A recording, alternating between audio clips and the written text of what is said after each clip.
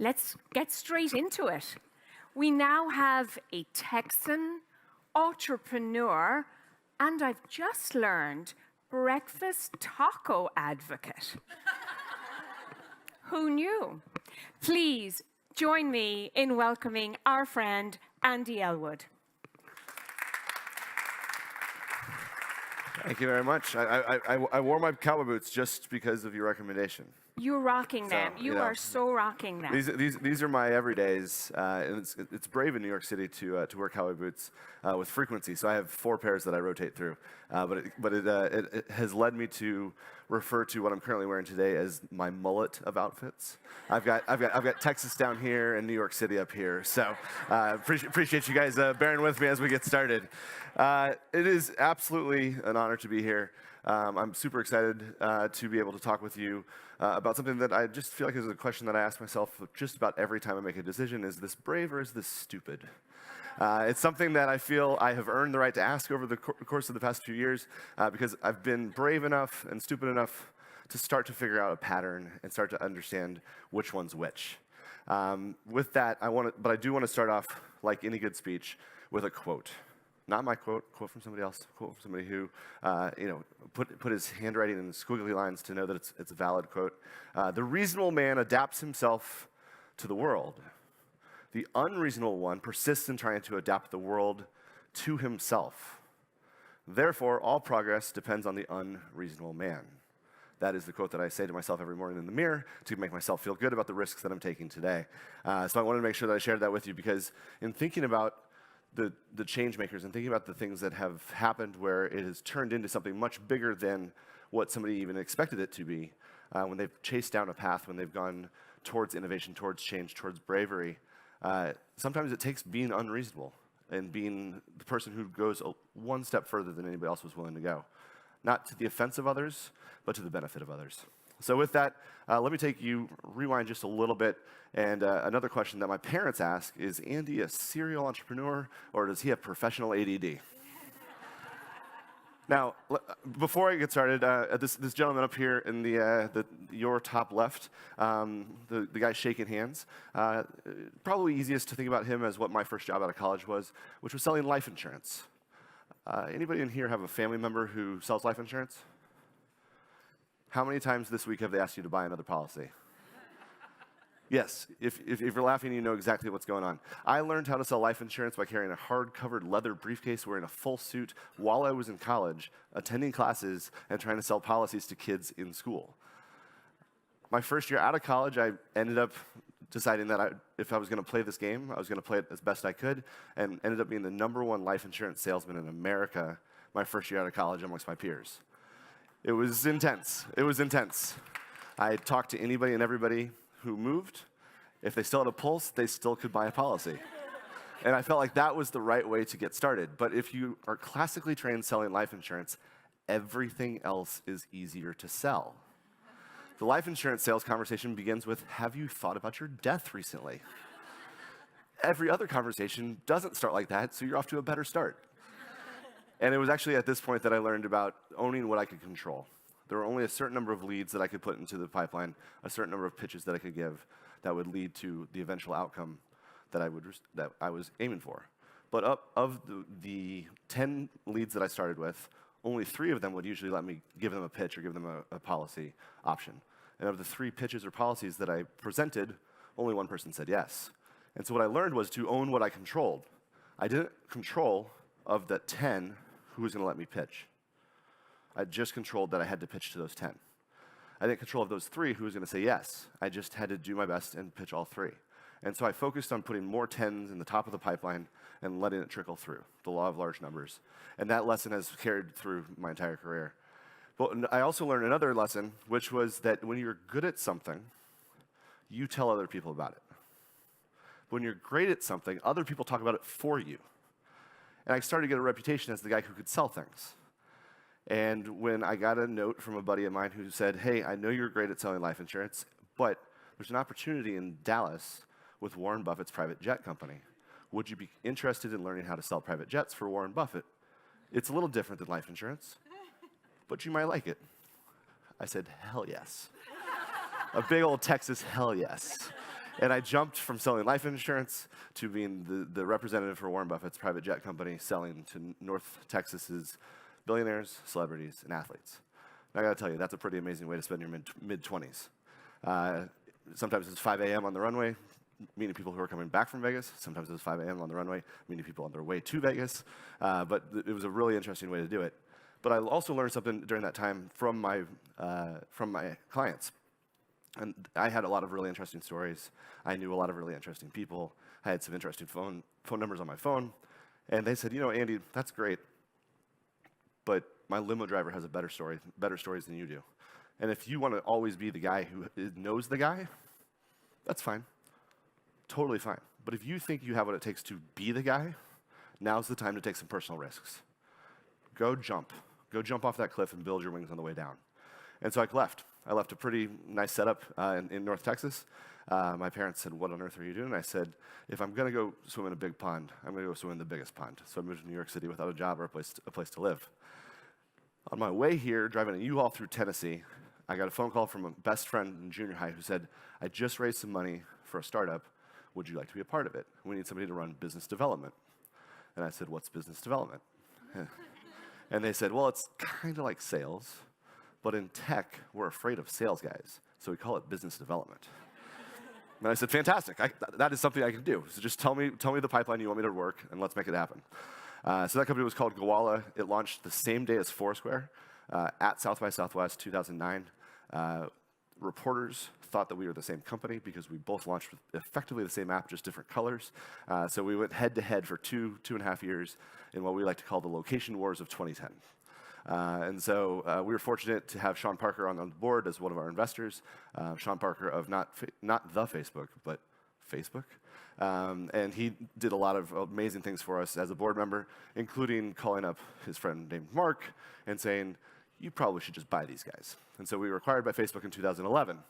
Another example of when you're good at something versus when you're great at something. We had other people advocating on our behalf. That example carried forward for me. I ended up not going to work for Facebook because I received an offer from another company that had seen what we've been doing, learned a lot about the location space, and said, we're hoping to open a New York office as we expand from Israel. And that company was called Waze. So I was really fortunate to jump in with Waze as they were growing, expanding around the world.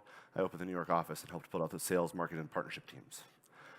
As we expanded, as we grew, maybe one of the best examples of when you're good at something versus when you're great at something, October 27th, 2012, on one of the biggest stages in the world, with more people simulcast viewing in, Tim Cook stood on stage and said, this year, we tried to build Apple Maps. And for those of you that remember 2012 Apple Maps, they were horrible. They're still not great. But he stood and said, we tried, but it's harder than we thought it was. In the meantime, use Waze. We went from having about 6 million downloads globally to having 3 million downloads that day. And that was the rocket ship that we hopped on, and we grew to 60 million users until we were acquired by Google. For about $1 billion. And that was a pretty exciting time. Pretty exciting time to be involved in a couple of these different projects.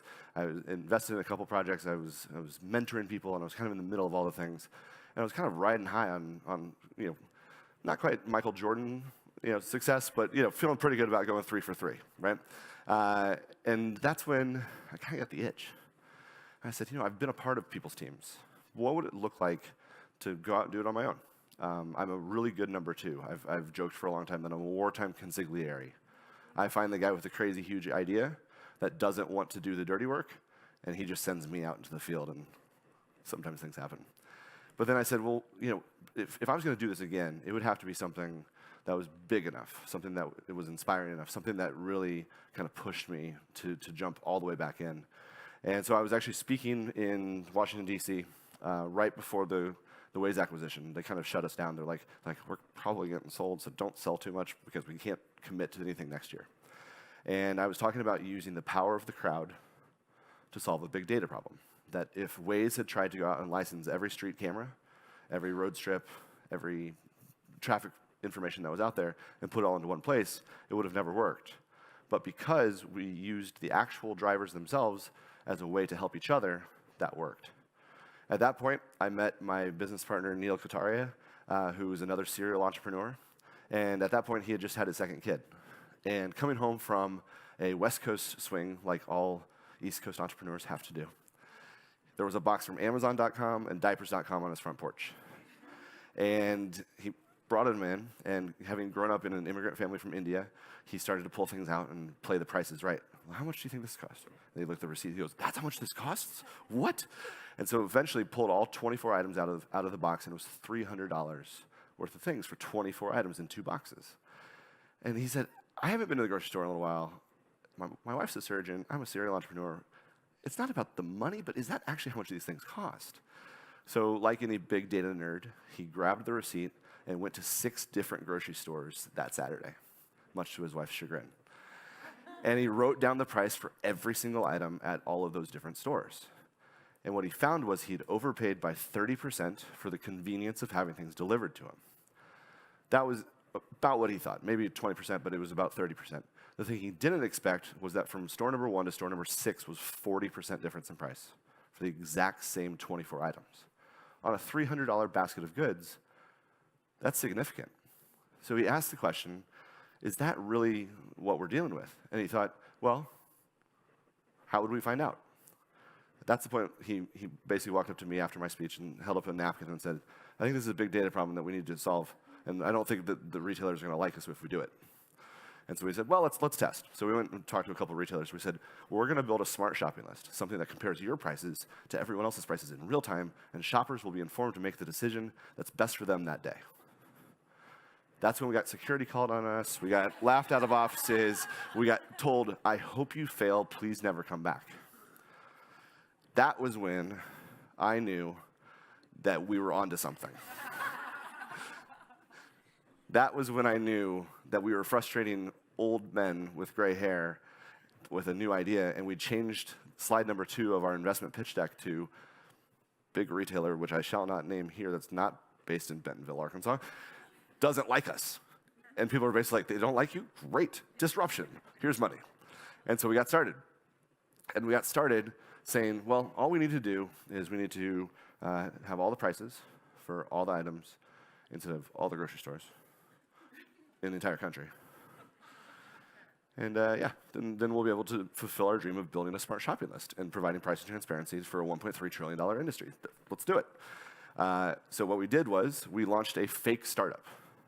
We launched a startup called Stock Up, and it was a grocery game. If you scanned a barcode for any product inside of any store anywhere in America, we gave you points. And if you found a product that was not already in our database, we would ask you to take a photo of the product, and we built the world's largest product inventory database from crowdsourcing information. Points and points and points at a time. We got to the point that we were like, well, wait, what if we changed the value of points for certain items and gave more points for these and less points for these? We figured out we could move people from store to store, aisle to aisle, image to image, and we could collect sales price information and be able to do it all without having to alert anybody that that's what we were up to. We got kicked out of a few stores. We had a little bit of fun. We did have this one woman, I'll share this. Consistently, she was about 30% faster than everyone else. And we're like, she's got to be cheating. Because like she was beating our staff at our own game, right? Like the speed with which she was scanning and inputting prices, and they were always correct, and we couldn't figure out how she was doing it. So I was in Seattle for meetings with Costco and Amazon, and so I held a meetup, and I made sure she could attend. And I was like, I just got to tell you, how are you so fast? And she goes, oh, it's so simple. It's absolutely the easiest. I send my 9-year-old down the aisle. They turn the barcodes facing out. I scan, and my 6-year-old comes behind and turns them all back. And I was like, that's incredible. And the best part is that she was actually giving that money to her local school. All the money that they made together that went to the kids' elementary school. And so it was really cool because we got the opportunity to, with the power of the crowd, we've created an army at this point of shoppers across the country that understand their local sales, their local products, and their local stores, and are now talking to other people about the price discrepancies that they see. So if you go to basket.com today and download our consumer app, it's still in beta, but we have 800,000 shoppers already using it. We haven't really launched it yet. Part of that was because Steve Harvey found out about it. And this summer, he posted us up on his TV show. And he says, you know what I hate? I hate overpaying for things. I don't care about saving money, but I don't like overpaying for things. Go to basket.com and never overpay for groceries again. And I was like, I wrote that line. He said what I wrote on the website. He literally just read our website, and we got 200,000 downloads in about a week and a half. And then every time it's on reruns, we get another 5,000 or 6,000. But what we've found is that by doing this, we're actually giving people the ability to make our story their story. That when we're talking about pricing discrepancies, when we're talking about the opportunity to save 30% every week, that's actually adding up to thousands of dollars per year by using a free app, by using publicly available information, but just because we all were able to come together. I'll remember that with Waze, who still doesn't have great marketing, truth be told, our social media strategy early on was just to retweet people that talked about us. You guys know better. But what was interesting was if you looked at what they said when they talked about us, it was very, very interesting. What they said was, they didn't say, Waze saved me 8 minutes today in traffic. They said, I saved 8 minutes using Waze. It's semantics, but it's really important. They made it their story. They made it hipster effect. They said, I know about this thing that makes me cooler, and this is how I benefited, right? And so by giving them the ability to do that, that's one of the things that I think is one of the biggest challenges that we have. Anybody who's in promotions, who's in marketing, because it doesn't really matter what we say. It only matters what somebody heard and what they then told somebody else. And that's what I think is a really incredible opportunity that we have now at Basket, because what we figured out is that shoppers were shopping blindfolded without all the information to make the right decisions. But now we've also learned that manufacturers and a lot of other third-party folks are stuck without the right information. That the retailer cartels, for lack of a better word, have said, you get data and you don't. You can have our licensing information, you can't. And then they say, we'll provide it for you, we won't provide it for you. And for young upstart brands, they're kind of selling in the dark. They don't know which stores carry their products. They don't know what the price is that they're being charged. They don't know when their competitors are on sale. And so our Insights platform launched this summer to be able to help those folks tell their story as well. And so the question that I've often asked, the difference between brave and stupid is the outcome. And I disagree with that. I disagree with it simply because starting something, beginning something, taking that step is where bravery happens. Everything else is a learning opportunity after that, a learning opportunity that this worked, a learning opportunity that this didn't. But the first step is the brave step. And that's what I want to encourage you all to do, is look for those opportunities to take those first steps, take those brave steps, and dare anyway.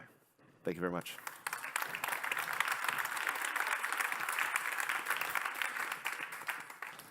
Bravo.